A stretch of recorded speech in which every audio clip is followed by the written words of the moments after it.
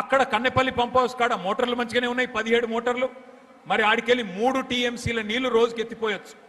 3 టీఎంసీల నీళ్ళు అంటే మీరు హైదరాబాద్కి వచ్చినప్పుడు ట్యాంక్ బండ్ చూసే ఉంటారు, హుసేన్ సాగర్లో పట్టేది 1 టీఎంసీ. అంటే రోజుకు 3 హుసేన్ సాగర్లలో పట్టేటన్ని నీళ్లు ఈడికెళ్ళి గుంజతందుకు మోటార్లు, అద్భుతమైన బాహుబలి మోటార్లు కేసీఆర్ గారు పెట్టించింది. ఇలా నేనో మీరో చెప్తలేం, రిటైర్డ్ ఇంజనీర్లు చెప్తున్నారు, ఇప్పుడు సర్వీస్లో ఉన్న ఇంజనీర్లు చెప్తున్నారు. ఏమని చెప్తున్నారు? ఇవాళ కన్నెపల్లి కాడ 94.5 మీటర్ల మీదకెళ్ళి నీళ్లు పోతున్నాయి. అక్కడ 93.5 మీటర్ల దానికి నీళ్లు ఉంటే పంపులు చాలు చేయొచ్చు. మేడిగడ్డ బ్యారేజు అట్లాగే దాన్ని ముట్టకుండా, దాన్ని కనీసం ఏమనకుండా, అక్కడికి ఏం డేంజర్ లేకుండా మీరు నీళ్లు ఎత్తిపోయొచ్చు. ఒకటేసారి అన్నారం, సుందిల్లా, మేడిగడ్డ దగ్గర ఉన్న 3 పంప్ హౌజులు ఒకటేసారి సైమల్టేనియస్గా అంటే సమాంతరంగా సమన్వయంతో నడిపితే బ్రహ్మాండంగా ఎల్లంపల్లికి ఎన్ని నీళ్లు కావాలంటే అన్ని నీళ్లు, రోజుకు 3 టీఎంసీల చొప్పున ఎన్ని నీళ్లు కావాలంటే అన్ని నీళ్లు ఎత్తిపోయవచ్చు అని నేను చెప్తలేను, రిటైర్డ్ ఇంజనీర్ల బృందం, శ్యామ్ ప్రసాద్ రెడ్డి గారి బృందం చెప్తున్నది. ఇవాళ ఎల్లంపల్లిలో 7 టీఎంసీల నీళ్లు మాత్రమే ఉన్నాయి. నిన్న భగవంతుడు కరుణించి వాన పడ్డది, వాన పడాలనే మొక్కుదాం. కానీ కాళేశ్వరం యొక్క గొప్పతనం ఏంది అంటే, బాగా వర్షం పడ్డది అనుకోండి, పైన మహారాష్ట్రలో బాగా వర్షం పడ్డది, ఎక్కువ వర్షం వచ్చింది అనుకో, ఎస్ఆర్ఎస్పి మొత్తం నిండుతుంది, నిండి 2 దిక్కుల పొంగుతుంది. ఇటు కడెం మీదికెళ్ళి ఎల్లంపల్లికి నీళ్ళు వస్తాయి, ఇంకో దిక్కు వరద కాలువ నుంచి బ్రహ్మాండంగా మనకు డైరెక్ట్గా మిడ్మానేర్కి నీళ్ళు వస్తాయి. బాగా వర్షం పడితే ఒక మోస్తరుగా వర్షం పడ్డది, సాధారణంగా పడ్డది అనుకో, అప్పుడు కూడా మనం ఇక్కడికి ఎల్లంపల్లి నుంచి ఇట్లా పైకి నీళ్లు లిఫ్ట్ చేసుకోవచ్చు. 2వ మార్గం. 3వ మార్గం, ఎక్కువ వర్షం పడితే ఫ్లడ్ ఫ్లో నుంచి మిడ్మానేర్కి నీళ్ళు తీసుకుపోవచ్చు. మామూలుగా వర్షం పడితే ఎల్లంపల్లి నుంచి తీసుకోవచ్చు.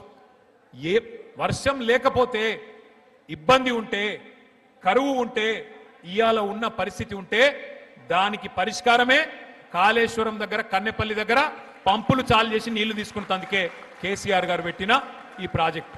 అంటే ఈ ప్రాజెక్ట్ యొక్క గొప్పతనం ఏంది అంటే గది, ఏ పరిస్థితుల్లో కూడా తెలంగాణకు కరువు రాకుండా 500 సంవత్సరాల గోదావరి ప్రవాహం మొత్తం స్టడీ చేసి, అధ్యయనం చేసి, ఎక్కడికి వెళ్ళి నీళ్లు పట్టుకోవచ్చని దేవులాడి అక్కడ కేసీఆర్ గారు ప్రాజెక్టు కట్టిండు. ఇవాళ 2 పిల్లర్లు కుంగిపోతే 32 నెలలైంది రేవంత్ రెడ్డి ప్రభుత్వం వచ్చి. మరి మొన్న నేను ఒక రైతును చూసిన మాట్లాడంగా ఎంత అద్భుతంగా మాట్లాడిండు ఆయన అంటే, అవునయ్యా కేసీఆర్ కట్టిండు, చిన్న సమస్య వచ్చింది, ఏం నీకు సుతారావులు లేరా, మేస్త్రీలు లేరా, సిమెంట్ బస్తాలు లేవా, ఏం చేస్తున్నావు, ఎందుకు రిపేర్ చేయవు, ఎందుకు రైతుకు నీళ్ళు ఇయ్యవు అని చెప్పి ఒక రైతు నిలదీసిండు. నిజంగా చెప్పాలంటే ముఖ్యమంత్రి మాట్లాడే ఫాల్తూ మాట 1,00,000 కోట్లు కొట్టుకుపోయినాయి అంటాడు. వాస్తవం ఏంది? 2 పిల్లర్లు కుంగినాయి, ఆ బ్లాక్ ఒక్కటి రిపేర్ చేస్తే కూడా మొత్తం మేడిగడ్డ బరాజ్కైన ఖర్చే 4,000 కోట్లు. ఆ బ్లాక్ 7 ఏదైతే రిపేర్ చేయాలనో అదొక్కటి రిపేర్ చేయాలంటే ఒక 400 కోట్లు కావాలి. ఆ 400 కోట్లు కూడా మన ప్రభుత్వ పైసలు అవసరం లేదు. ఎల్ఎన్టీ అనే కంపెనీ మేమే కడతాం, మేమే పెడతాం, మీ పైసనే వద్దు అని ఉత్తరం రాస్తే కూడా ఈ మూర్ఖపు ముఖ్యమంత్రి ఎక్కడ మళ్ళా నేను ఇన్ని రోజులు చేసిన ప్రచారం, రాహుల్ గాంధీని తీసుకొచ్చి చూపెట్టిన సినిమా నేను దొంగనని మళ్ళా దొరికిపోతా అని చెప్పి ఆ ఎల్ఎన్టీ కంపెనీని కూడా బెదిరించి చెలగొట్టిండు తప్ప 32 నెలలే దాన్ని ముడతలేడు. ఇవాళ ఎందుకు వచ్చింది?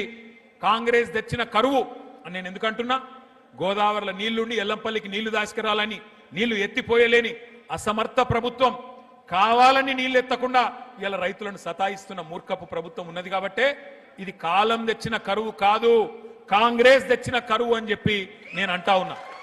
అర్థం చేసుకోమని చెప్పి నేను కోరుతా ఉన్నా. నీళ్లు లేవంటాడు మొదలు.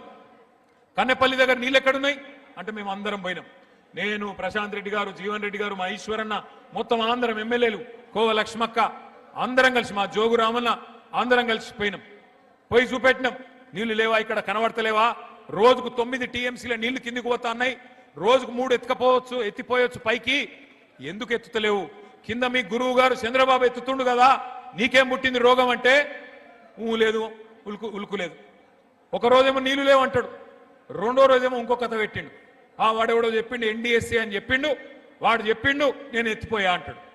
నేను అది కూడా అడిగిన, ఇప్పుడు ఎన్డీఎస్ఏ ఎక్కడన్నా చెప్పిందా కన్నెపల్లి కాడ నీళ్లు తీసుకోవద్దని చెప్పిందా?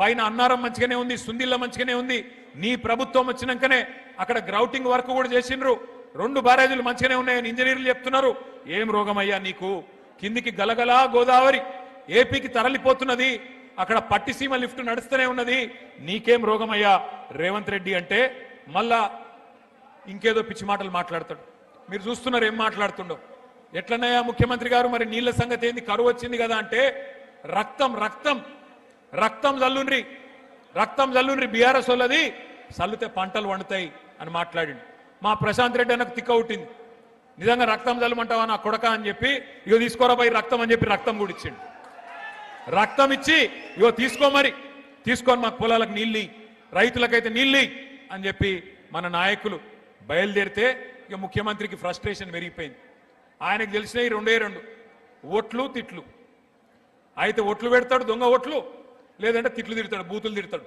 32 నెలల ఏం చేసినామని నేను అడుగుతా ఉన్నా కేసీఆర్ గారు 10 ఏళ్ల పాటు బ్రహ్మాండంగా నీళ్ళు ఇచ్చిండు నేను అడుగుతున్నా ఏమైనా మాట్లాడితే ఒకటే చిల్లర మాట మాట్లాడతాడు ఏమంటాడు ఏ జాతి నీది ఏం జాతి నేను చెప్తున్నా రేవంత్ రెడ్డి ఏ జాతి కూడా నీకు చెప్పాల్సిన టైం వచ్చింది ఉద్యమ టైంలో ఉద్యమకారుల మీదికి తుపాకీ ఎక్కుబెట్టిన పోరంబోకు జాతి అయితే మాది కాదు ఉద్యమకారుల మీదికి తుపాకీ తీసుకొని వచ్చిన పోరంబోకు జాతి అయితే మాది కాదు వలస పాలకుల సంక నాకుతూ సమైక్యవాదుల సంచులు మోసిన దగుల్బాజీ అయితే మాది కాదు తెలంగాణ తొలి ప్రభుత్వాన్ని 50 లక్షల రూపాయలతో ఒక ఎమ్మెల్యేను కొనుగోలు చేసి దొరికిపోయిన లుచ్చా జాతి అయితే మాది కాదు తెలంగాణ సాగునీటి ప్రాజెక్టుల మీద 100ల కొద్ది కేసులు వేసి ఆపాలని చూసిన దివానగాళ్ల బ్యాచ్ అయితే మాది కాదు అబద్ధాలు విద్వేషాలు బూతులతో ప్రజల్ని రెచ్చగొట్టి బతికిన చిల్లర జాతి మాది కాదు ప్రాజెక్టులను బాంబులతో పేల్చేసే అధమ జాతి మాది కాదు నీళ్లున్నా ఇచ్చే వ్యవస్థ ఉన్నా జనాలకు అందించలేని అసమర్థ జాతి కాదు మాది రేవంత్ రెడ్డి ఉద్యోగాలు అడిగితే ఎండ్రిందాగుమని బాయిల దుంకుమని నీళ్లు అడిగితే రక్తం జల్లుకొమ్మని రాక్షస జాతి మాటలు మాట్లాడే జాతి మాది కాదు అన్ని బాగు చేసి అప్పజెప్పినా ప్రజారంజకంగా పరిపాలించకుండా వానికి వీనికి మూటలు మోసి జనాలను హింసించే రాక్షస నికృష్ట జాతి మాది కాదు తెలంగాణలో ఉన్నాయి 2 జాతులు ఒకటి తెలంగాణను ప్రేమించే జాతి రెండోది రాష్ట్రానికి ద్రోహం చేసే జాతి ఎవడిది ఏ జాతో తెలంగాణ ప్రజలకు బాగా తెలుసు ఎవరు తెలంగాణ తెచ్చిండ్రో ఎవరు తెలంగాణను ఇయాల వంచిస్తున్నాడో ఎవడు తెలంగాణకు అన్యాయం చేస్తున్నాడో అందరికీ తెలుసు నేను ఒక్క మాట దయచేసి మీరు ఆలోచించాలని చెప్పి నేను కోరుతా ఉన్నా ఈయనకు బుద్ధి వస్తలేదు రేవంత్ రెడ్డికి ఇయాల రైతులు చచ్చిపోయినా